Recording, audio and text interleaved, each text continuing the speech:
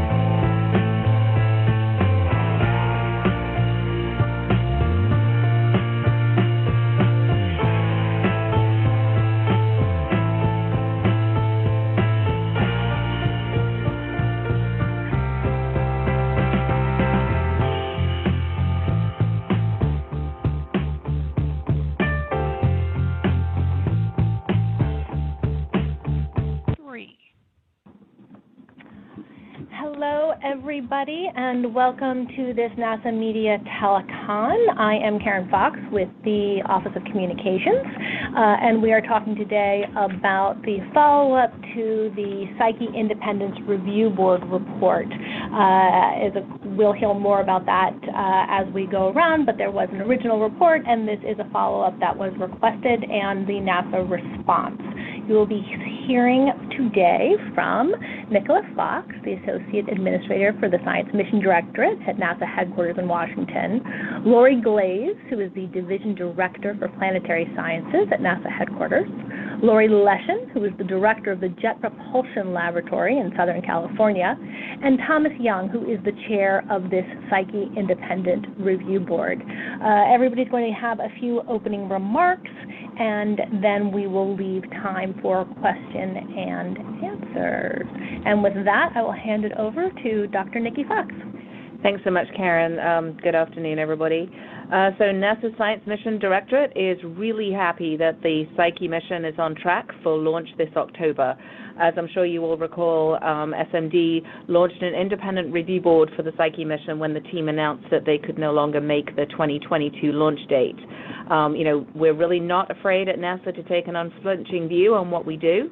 And so NASA and JPL co-convened the independent review in July, July of last year, and its report was delivered in November of 2022. We're really happy to see that the independent review board not only validated the decision to move forward with the mission, but also has said that the work done to address all of their recommendations has totally exceeded their already high expectations. The really cool thing was their review board helped us identify multiple issues that contributed to the delay, and that included communication, oversight, and staffing. And so what you're going to hear today is an update on the recommendations that were issued last November. And again, I'm so pleased to say that the progress made at JPL is not only outstanding, but is world-class, as determined by our review board. While our JPL Director, Laurie Leshin, will go over many of the changes that were implemented, it is important to keep in mind that even though it was JPL that was reviewed here, these issues are something that we really must take seriously as well as the industry as a whole. We certainly don't feel that we can rest or even believe that the issues have gone away or will go away. What we really feel here is that we've started to change, and this change must continue in order to address our issues of workforce oversight and planning for the future. But as I say, it's a really good news story today, and so I'm delighted to pass it on to Tom Young, who will present the IRB findings. Thank you, Nikki.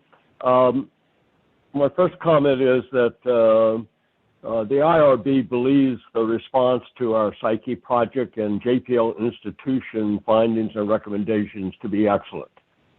When you read the report, which I believe you probably have by now, you'll see that we scored the responses to each of our recommendations with 3 possible grades. The 3 grades were adequate with additional work, and not adequate. I really want to be sure you understand as you read the report that the IRB considers both of the first 2 grades to be outstanding. We believe that Psyche is on a positive course for an October 2023 launch. We believe the 2023 launch readiness date is credible, and the overall probability of mission success is high. We commended the exceptional contributions of the principal investigator, the Psyche project, JPL senior leadership, and JPL line organization in reaching this status for the Psyche project. The IRB recognized that our JPL institution findings and recommendations were challenging and really require considerable time to complete the required corrective actions. However, we believed it was important, as did NASA and JPL, to assess progress after approximately 5 months of work. We were impressed by the results we observed that were well beyond our high expectations. We reviewed the responses to the findings and recommendations in senior management engagement, hiring and retention, hybrid work environment, and Caltech governance to be essentially complete and excellent. The progress and the future plans for flight project workload and line organization issues was most impressive. While there is extreme amount of work to go in these 2 areas, the IRB is confident that this will occur. The accomplishments in response to the JPL issues are the direct result of the engagement and leadership of the JPL director and senior leadership, which were, as has been mentioned, judged by the IRB as being world-class. With that, I turn it over to our next speaker, who will be Laurie Leshin, director of the Jet Propulsion Laboratory. Thank you.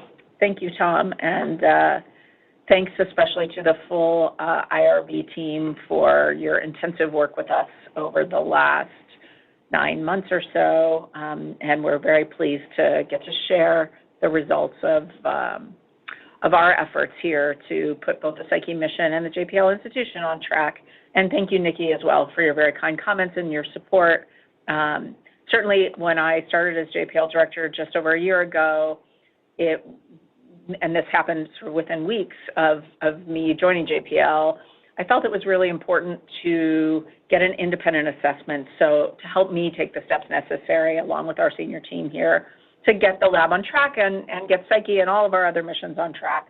So we greatly appreciate the independent look that the IRB took, and also the collaboration with colleagues at NASA headquarters to get that done jointly. So I'm just going to share with you a little bit about our response, and both on the Psyche side as well as on the institutional side. There's more about that summary in the slides that the IRB has put together. And again, happy to discuss further in Q&A if folks would like. But so in line with the IRB's initial report, we made significant changes both in the Psyche project and the JPL institution, and here's some examples. For Psyche, we added highly experienced staff to the team, including project manager Matt Wallace, and we reorganized the team around the work to go. At this point, I am pleased to report that the project is very nearly through all the key software testing that was the main challenge at the time of the delay, and that has gone well, and the team is on track with margin. Our team is heading to Florida to begin the final testing of the spacecraft in preparation for launch. The spacecraft has remained in Florida since last year. Right now, we have about 18 weeks to go. I counted myself last night We have about 18 weeks to go before launch, and we have about 7 weeks of schedule margin against that 18 weeks. So we're in really good shape. The project, I'm very pleased to report, is green across the board and on track for our October launch. So go Psyche. Very, very proud of that team. For the institutional response, here are a few examples of actions we've taken. So back at the end of January, our new hybrid work policy went into effect, which asked most people on our workforce to return to the lab at least 3 days a week and enabled project leadership to name those days so that teams could have really huddle up times when they're together on lab. And as a result, our daily attendance on lab is nearly double what it was in spring of 2022. So we've seen a big change in as a result of a new hybrid work policy and working with the projects on that. We've optimized our hiring and retention efforts, and we're bringing in more experienced workforce. We have hired hundreds of experienced employees in the last 9 months, and including more than 50 of those are people who had previously been at JPL, who left for other places during the Great Resignation, and in some cases before that. But we've brought them back to the lab. We've attracted them back to JPL.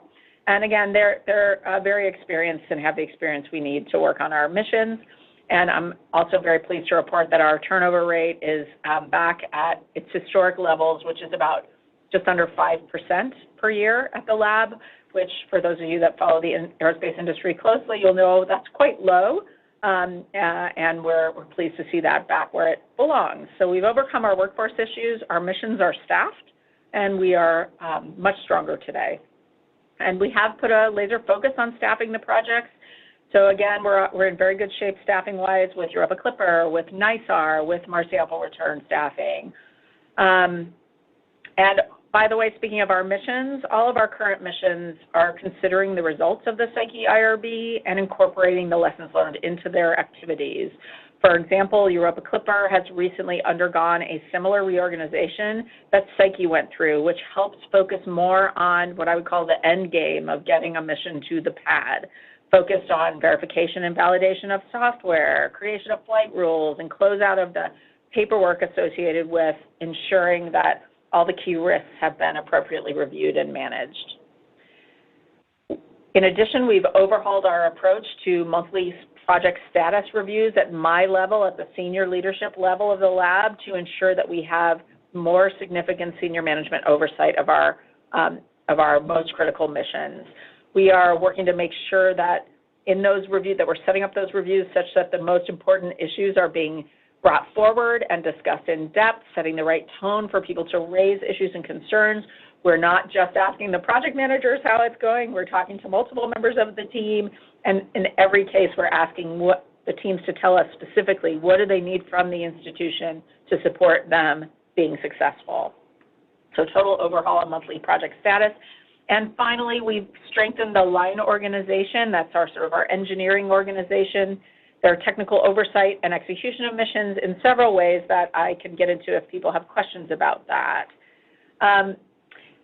So those are just a few examples, and the list is long. As Tom said, we are not done changing JPL for the better.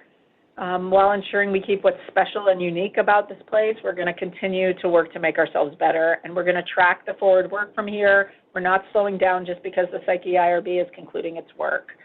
What we've done here in the last 6 months or so is really exciting, and I want to thank our team, that's leaders across the entire lab, for responding quickly and with impact and with actions that are sustainable into the future.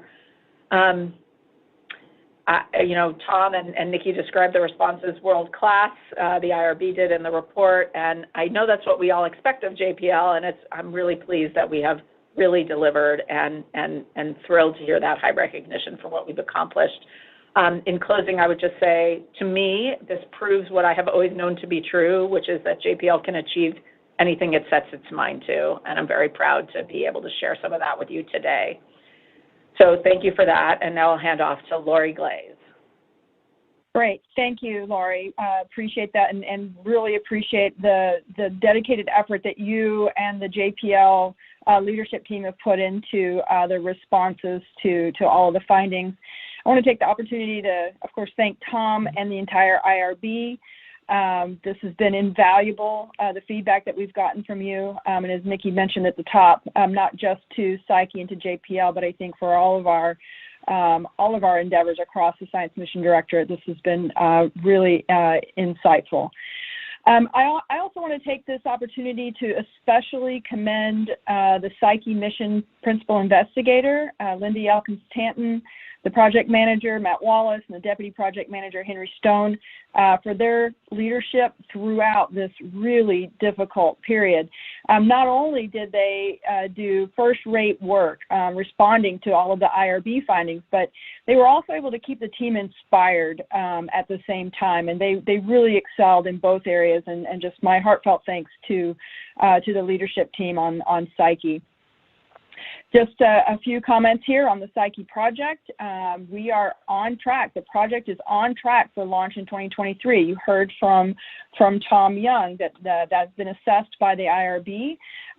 They assessed the work that's been completed since the last report, since the report that was released in November. And as you heard, they noted that the project has exceeded expectations in all areas. Of course, there's still work to go. There's work ahead in order to get to launch, but that work really is the work that any mission needs to complete as it prepares for the launch and operations. The key here is that the mission is on track and certainly better prepared to handle the work ahead as they move closer to the launch.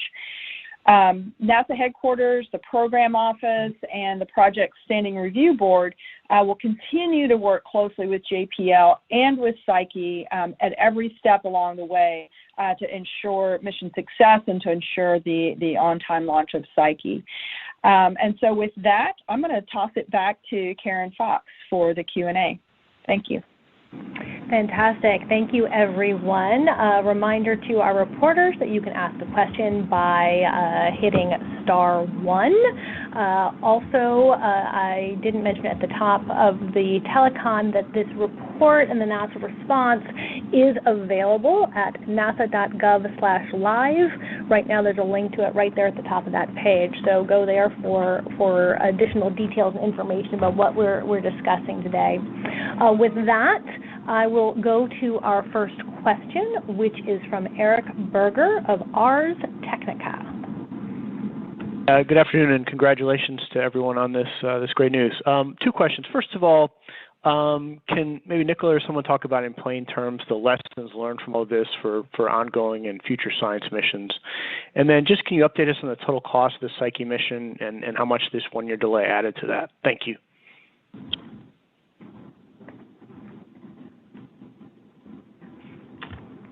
Yeah, sure. So the future funding for Psyche to meet all the life cycle costs, et cetera, will be worked with our stakeholders through our annual budget process. So you can sort of stay tuned for that. In terms of lessons learned, and I'm actually happy for Laurie Leshin or Laurie Glaze to also jump in on here. But I think it's really it's about making sure that you have the right workforce, that you have the right people doing the right jobs, and that you have a really accurate and effective communications path, so that if there are issues and there are strains in the missions, that they have an easy way to be able to raise that flag and deal with that issue quickly, so that everything stays on schedule. But it's really about having the right people in the mix. So Laurie Leshin, do you want to jump in, because you're really in the thick of the lessons learned?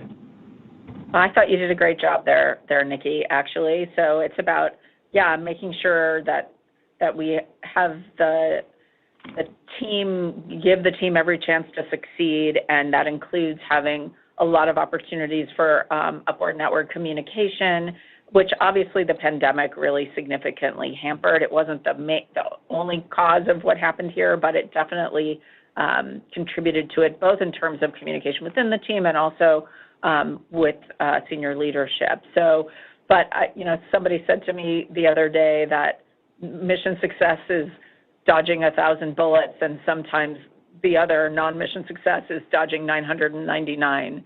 And the truth is that this team did a lot of things right, and they managed to get a spacecraft that was almost ready to fly to the Cape. Wasn't quite ready, though, and so we did the right thing by by raising our hands and taking the hard step of saying we're not ready, we can't do this with acceptable risk. So I think that's the other thing that I take away from this is that NASA, brave courage in that moment was rewarded and was treated appropriately, right? That the team did the right thing by saying, you know what, we're not there, we're not ready. And NASA did the right thing by not only learning lessons from this, but continuing that mission. And now we're going to get to go explore a fascinating metal world.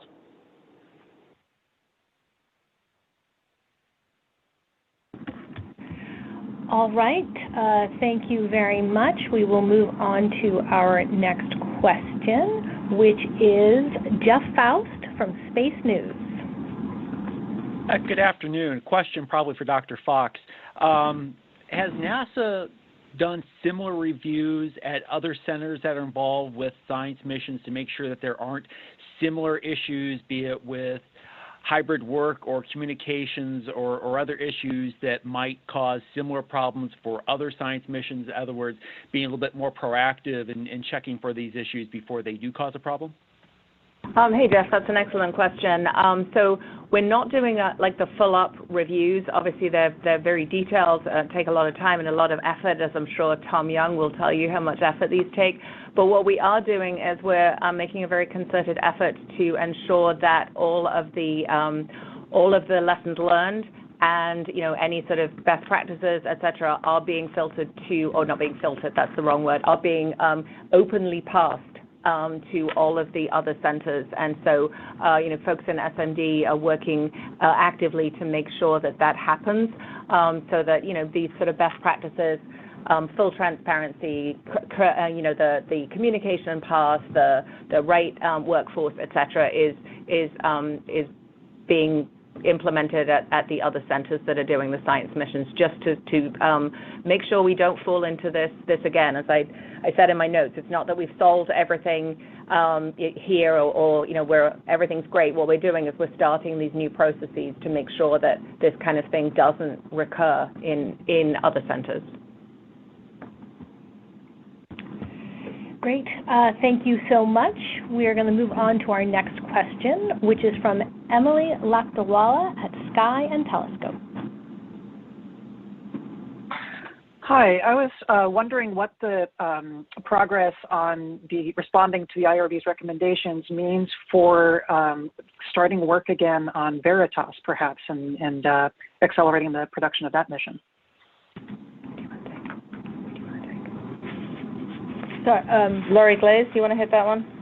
Yes, I'll take that one. So this is Laurie Glaze. Thank you, Emily, for the question. So this is certainly a really important step, and one of the things that we had identified as a key criterion for being able to restart the work on Veritas. It's certainly really good news that a lot of the workforce challenges that were identified by the IRB, that those have been addressed, and we are seeing missions that are being fully staffed. That's all great. We also had identified that we need to make sure that some of the bigger projects that at JPL are staying on track and not impacting some of the other work going on. One of those was making sure that NISAR was delivered on time. That has happened. It is delivered, so that's a great milestone there as well. The other one is making sure that Europa Clipper stays on track for its launch in October of 2024. So I fully expect by this time next year to have good indications of where Clipper is on its pathway. What we've been saying, and I'm going to stick to what we've been saying, is that we're working through the budget process right now, while we're looking at the fiscal year 25 budget. And as part of that process, we are looking at what the landscape looks like for restart for Veritas. Thank you so much, Laurie. Our next question is from Teresa Foley of Aerospace America. Hi, and congratulations for all the positives that you're citing to us. I wanted to ask Tom Young and perhaps Dr. Fox for a broader overview of what the, sorry, I'm getting double stuff on my phone here. What is the overall picture of how many engineering and technology job openings NASA has overall right now, and what is the shortfall? I'm particularly interested in how you see your job openings competing with Silicon Valley or the commercial space industry, other sectors, for this, what is apparently a very limited talent pool. And correct me if I'm wrong on that. So we are limited on sharing any information about hiring policies and numbers like that, and definitely don't have any off the very top of our head right now what kinds of openings we have. I would certainly invite either Nikki or Laurie Leshin to weigh in if they want to add something else to that. But the specific numbers you just asked for are not something that we can hand out. I'm more than happy to look up in more detail what we can share with you and get back to you. Yeah, I think Laurie Leshin had some nice comments on just your retention. Obviously only in the board things, because I know we can't give out that information. But Laurie, you want to repeat it? Yeah. So right now our sort of annual retention rate, if you will, like turnover in a given year is about 5%. I think it's 11 or 12% on average in aerospace, but you should really check me on that. It's been interesting recently. Well, so I'll say two things. One, there is more competition with the commercial space sector because there is a much more significant commercial space sector, which has been part of NASA's strategy for a very long time. And it's really actually, like, as hard as it can be for us, it's actually gratifying to see that the investments that we are making and the partnerships that we are building to help advance the commercial space sector are really working. And so I can, on one hand, be upset, but I can also, be heartened that we have such a resilient and growing commercial space sector. But it definitely means, here in LA, there's a lot of sort of space startups and growing space companies, and that's great. And you know what? Overall, over time, it's not necessarily a bad thing that people have multiple types of experience. And so I actually think that's okay. But we just need to make sure that we're paying really close attention to making sure that we have the workforce we need to get our work done. So that's on that side. On the Silicon Valley side, I'm sure you've been reading about Silicon Valley-based layoffs in the last few months. When we hear about that, or, unfortunately, if if a space company is having challenges, our human resources team is aggressive at setting up a job fair, at making sure we're doing directed outreach to former employees of those companies to make sure that we're finding those where there could be a place for them at JPL. So we're also being opportunistic there as things shift and change. Yeah, this is Tom Young. If I might add to it, I don't have any numbers for NASA, but my observations clearly are that, as Laurie just mentioned, the competitive environment for the kind of people we're talking about is very strong. And, numbers are important, but the most important thing is people who have the experience necessary to do the extraordinary things that JPL and NASA does. And that's probably where the resource is most limited, and also is in greatest demand with the various industrial components that exist. And I think that's why one of the things that JPL did in response to our report was, I would say, significantly revamped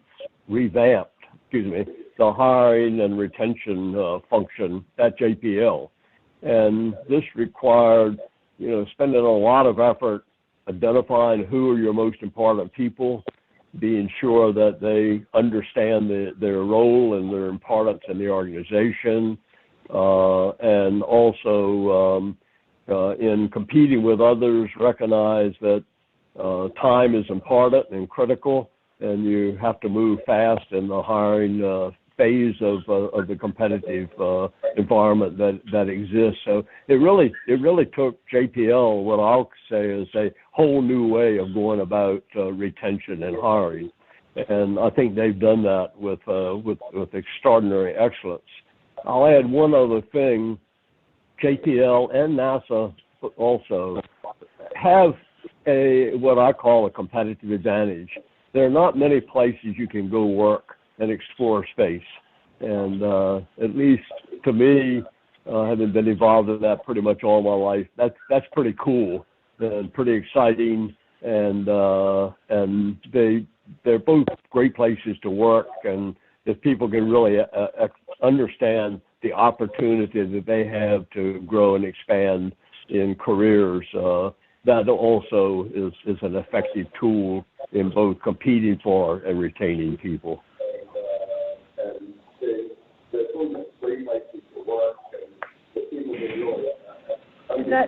I think that's still you. I think we still have background noise, but so I believe we're ready to move on. I am going on to our next question, which is from Marina Corin of The Atlantic. Hi, this is kind of a follow-up to Emily's question earlier. Given that NASA and JPL were prioritizing Psyche, how many people were pulled from the Veritas mission to work on Psyche? And a general question about workforce needs on planetary missions. Has JPL ever experienced this level of understaffing and lack of talent before? Thanks. So I'm going to let Laurie answer that, but I don't think there's lack of talent at JPL. I'm just going to put that one out there. Laurie Leshin. Thank you, Nikki. In fact, we spent quite a lot of time talking to the IRB about the incredible depth of the talent and capabilities here on all of our missions, from Clipper to MSR to Psyche. So, you know, nobody was pulled exactly. What happened with Veritas is it didn't ramp up as expected, and Psyche stayed ramped up longer. So it is, it's a bit of a hard question to answer. Yeah, so Psyche has been staffed for most of this year at about 160 JPLers. And some of those may have gone off to work Veritas if it launched, but I'm not certain of those numbers. If Psyche launched, I mean. Thank you very much, Laurie Leshin. Oh, and about the staffing question, about is this unusual? I mean, when I said talent, I mean that as a corporate term, right? You know, like just people who work at JPL. Yeah, I didn't mean to individuals. That's what you meant. Got it. Talent at JPL. I've only been here a year, so I'm not certain I can answer that. It's, when you've got multiple large missions pressing for launch, there's everyone here has to be able to charge their time to something. So we always, I would say, run tight, right? You cannot have people here who don't have an assigned job, and so we're always trying to do just-in-time staffing, I would say, and manage that and optimize that across a lot of different missions. So it is a challenge, and it's one that takes senior management attention. And I think as all organizations were in the pandemic, that senior management attention was on a lot of things. And so, now we're back to really making sure that we are optimizing the distribution of talent across our missions, and that is paying dividends by them all being staffed with great teams. All right, thank you so much. Moving on to our next reporter, the question will be from Shannon Hall with Scientific American. Hi, thank you.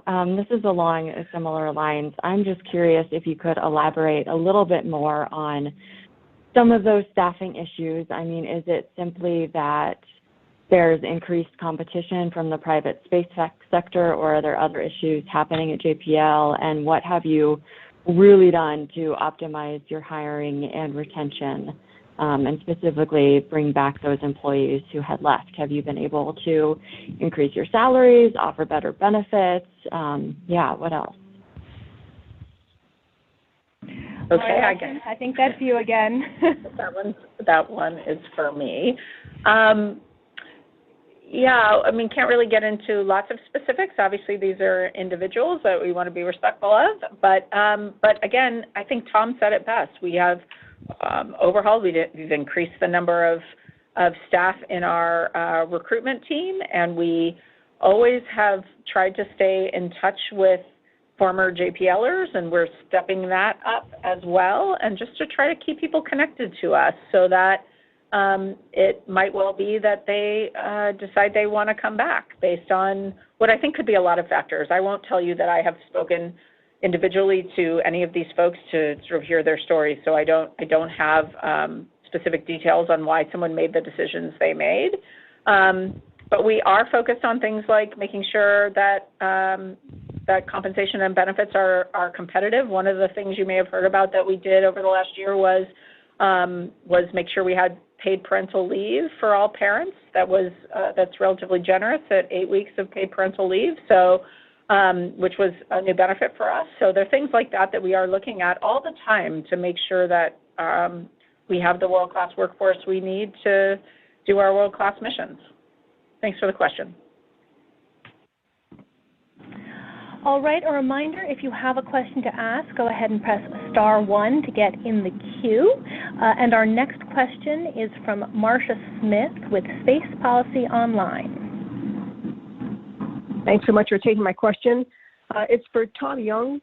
I'm just glancing through the slides here on the web. And of course, I've only had a couple minutes to do that.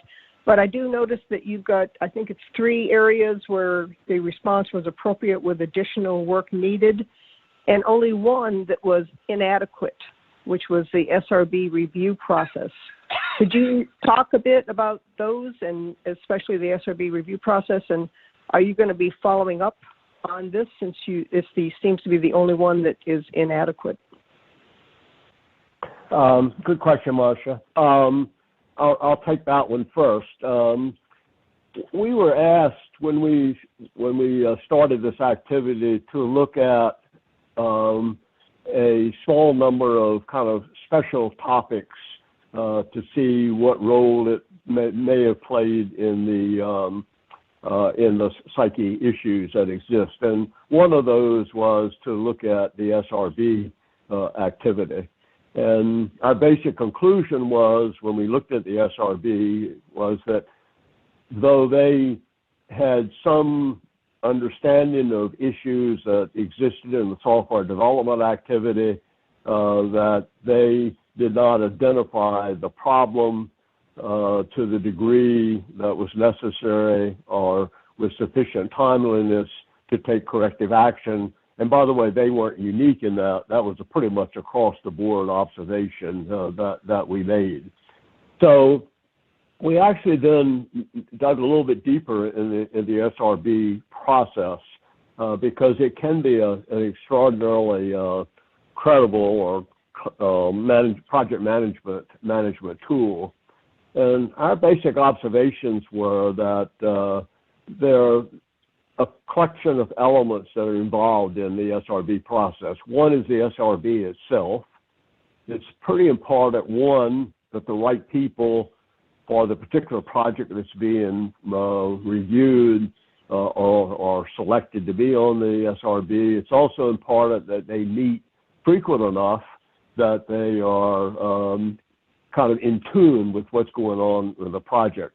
So the second thing that's pretty important is that the project and the SRB have a relationship that effectively communicates issues and treats them with the importance that's necessary. Again, our observation was that the SRB, I guess I'd say, indication there may be some issues were not really clarified to the degree that the project made a judgment that they were issues that were deserving of a lot of attention. There's a third part of that's really involved, and that is the SRB process is really a process of NASA headquarters, and they have the overall responsibility for SRBs. And I think it was also true that they also were not responsive to some of the indications from the SRB, which were also not well defined. And so our general observation was, and the reason for the inadequate was that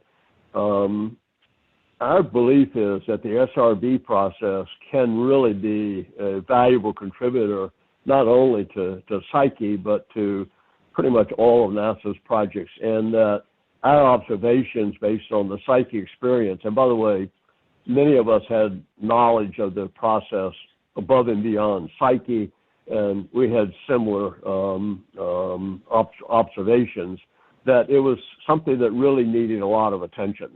And to NASA's credit, NASA agreed. I mean, NASA also believes it needs a lot of attention.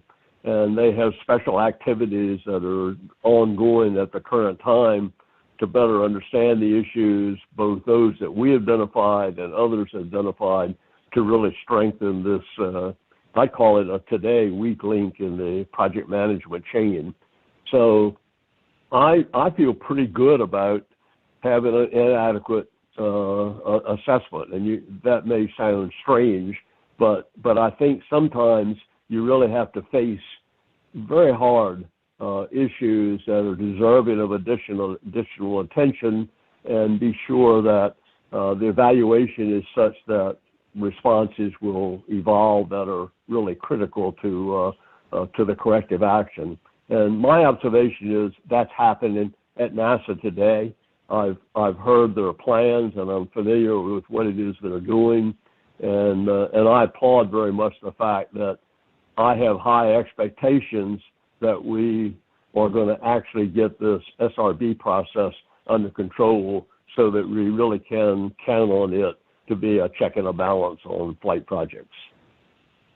Yeah, Tom, this is Laurie Glaze. I'd like to just jump in real quick to add a little bit more to this, Marcia. And this is a really key finding from the IRB in regard to the standing review board process. And as Tom mentioned, these review boards, we've got typical processes that regularly look at our projects.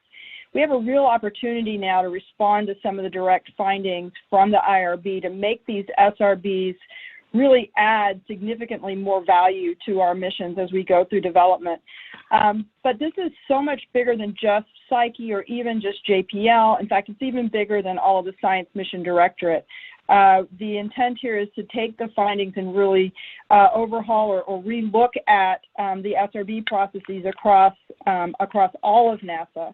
And so the agency now has a chief program management officer who is David Mitchell, who is also a member of the IRB, so he's very familiar with what the findings are and the intent. And he's leading an effort that's agency-wide in looking at the SRB process and how we can improve that process, again, to add more value to each of our missions that we're developing. Marcia, if I could also add, you also asked about other areas where we had additional work necessary, and I'll just cite a couple examples so you can get a feel for what it was we were talking about.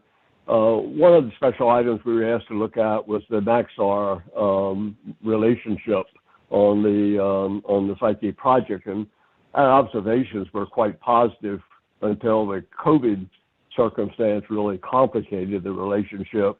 But the reason that we have on that particular one appropriate with additional work required is that it's necessary that the lessons learned out of that experience be documented, because I think they can be very valuable to others.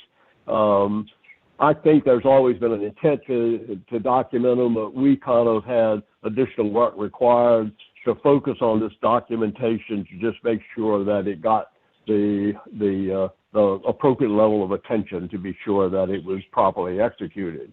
Another example was that when we first looked at Psyche, way back when we were first established and right after the launch had been deferred, we looked at other things that existed at that time, and one of the areas was operational readiness. And our assessment, which is very well documented in our original report, was that operational readiness had not received much attention at that particular time in the program, and largely probably because of the other items, the GNC software issues, as an example.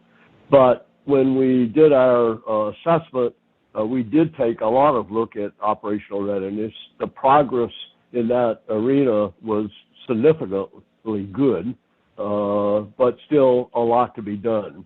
So we chose to put some emphasis in additional work required on operational readiness, not so much that we didn't think the right activities would be done, but again, just to kind of put a stake in the ground as to how important it was to do this in a timely fashion and to be sure that it got the emphasis that was necessary. So I would say that's how we use the concept of additional work required, not as a negative, but as an area that says, in addition to all the other good things that are being done in this area, be sure that these particular items that we highlighted get the necessary attention that's necessary to maximize the probability of success. So hopefully that'll give you a little bit of appreciation. As I said in my introductory remarks, and I'd like to repeat here, appropriate with additional work required, both in our view were outstanding ratings, and one just saying we were asking for attention of these kinds of items that you and I are now talking about. Thank you so much, Tom, for that for the nice detailed answer there. Moving on to our next question, we have Emily Lakdawala from Sky and Telescope. Hi, this question is for Laurie. I was just wondering, to what extent do you blame the pandemic for the workforce and oversight issues that were revealed by the report, or were these problems already brewing before 2020? And then I have a follow-up to that. I assume that's me, Laurie Leshin. Emily, thank you. So, look, I think as the original IRB report found, the pandemic was a contributor to where we found ourselves with Psyche, and I agree with that. I think it was a contributor in several ways, but one of those ways was in the level of senior management attention, because, again, as I was not at JPL at that time, I was running a university, and I can tell you a lot of senior management attention went into making sure that our workforce was safe, and I know that was true here at JPL as well, and so it would be unwise to say anything otherwise, right? So it was definitely a contributor, but it was not the only reason. And so, again, that's why we've addressed hybrid work and hiring and retention as part of our response, but we've also addressed, the level, how we're doing senior management engagement, how the line management is supporting our missions, and, a few other issues as well. So it was a part of the answer, but not the whole answer. Thank you. And then to follow up, during the pandemic, there are a lot of people who, for whom working from home was enabling, people with disabilities, and then now there are people with long COVID who find the return to work difficult. And anecdotally, I've been observing that several of those types of people with these disabilities are having to leave JPL due to the changes now to returning to more work. So I'm wondering how you're addressing that with your retention issues that were identified in the report. Well, our policy obviously is to make sure that we can accommodate people with disabilities fully, and so we have a process to do that, and in some cases remote and hybrid work can be a solution to accommodation issues. So, but we do that on a case-by-case basis, obviously, and through very structured sort of set of activities. I'm not aware of the anecdotal evidence that you mentioned there. In fact, I see quite the opposite, which is that many people are very happy to be back once they are back a few days a week, very happy to be back on lab and to be reconnecting with colleagues. But of course, understood that not everybody's going to be able to do that. And we also have a fraction of our workforce, something between 15 and 20%, who are working fully remotely. And our policy also calls for having those folks have a regular sort of at least quarterly in-person interaction with their teams so that we keep those face-to-face connections as needed.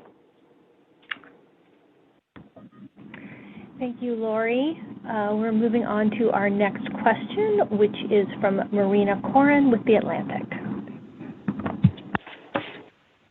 Hi again. This question is for Laurie Glaze. In your decision to focus on Psyche, how did NASA decide to delay Veritas instead of the other Venus mission that would have launched around the same time. Obviously, Veritas is the one that's managed by JPL, and maybe that's the only reason, but I don't want to assume, so I'm wondering why you chose Veritas for a delay. Thank you. Sure. So this was something that was really, really difficult decision to make. No one wants to delay any of the missions, and particularly a mission that was actually doing well along their planned schedule. But we did have the IRB report, which had indicated that there were some challenges in staffing the missions out at JPL. And so that's where the challenge was. Yes, there were some budget drivers as well, but as we're looking at where to make an adjustment that can allow us to respond to the IRB report, it was clear that we wanted to try and alleviate some of the stressors and pressures out at JPL in a way that headquarters could have some control over. And in doing that, we wanted to look within the planetary portfolio, since that's where the Psyche mission resided, and we also wanted to look towards those missions that were earliest in their development, those that had not yet ramped up. So you heard Laurie Leshin say earlier that the Veritas mission had not yet ramped up to their staffing level, and so that is a place where we could make some efforts. Yes, there is an impact, but it's an attempt to try and make that a minimal impact. Yeah, and I just want to add on to that, please, Laurie, which is, just to make it clear, that was an SMD leadership decision. They chose to delay Veritas based on the findings and recommendations of the Psyche IRB report. So it wasn't a planetary alone decision. Sorry. Thank you very much. Looks like we are winding up. We do have one more question from Teresa Foley of Aerospace America. Hi, thank you. I would like to ask about Mars sample return. I know that's not the main topic today, but I'm wondering, are there staffing and hiring issues comparable? Where does Mars sample return stand as far as having enough talented? That's a really challenging mission. And just to clarify, is that remote work policy 3 days a week on site, is that a NASA-wide policy or is that JPL? So I guess I have a two-part question, but I'm quite interested in the Mars sample return, how things are going with that. All right, let me start with the Mars sample return, and then Laurie, come in. Either of the Lauries actually come in behind me if you want to. So no, Mars sample return is doing very well. We have the project is making great progress on doing the formulation of the mission and looking at all the ways to retire risk and make that mission successful. We did kick off their independent review board last week. They kicked off at JPL. And so they, of course, will be looking into all of the questions, making sure that, everything is on track with Mars sample return. But they have a extremely talented workforce working on that difficult mission. And we have every confidence that they will move ahead and be successful. Laurie Leshin? Yeah, the hybrid work policy I mentioned is only a JPL policy. Does anyone else know what the NASA-wide policy is for days on site versus working from home? So there is we as civil servants we follow the OPM rules, which are 2 days on site every 2 weeks. However, we have people that come in a lot more frequently than that. Thank you. Thank you all so much. That is the last of our questions. I appreciate everybody coming today. If you have a question that we weren't able to get to and you want to send a note to me, Karen Fox, please feel free, and we'll see what we can do to get you additional information. But thank you for joining us, and I think we will say goodbye.